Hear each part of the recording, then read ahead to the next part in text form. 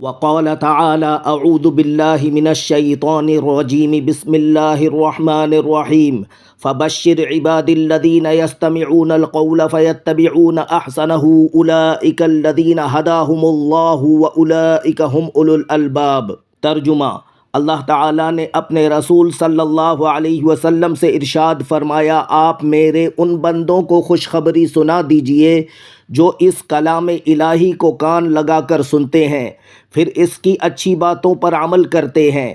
یہی لوگ ہیں جن کو اللہ تعالیٰ نے ہدایت دی ہے اور یہی عقل والے ہیں۔ وقال تعالی اعوذ باللہ من الشیطان الرجیم بسم اللہ الرحمن الرحیم فبشر عباد الذین یستمعون القول فیتبعون احسنہ اولئک الذین ھداہم اللہ واولئک ھم اولو الالباب۔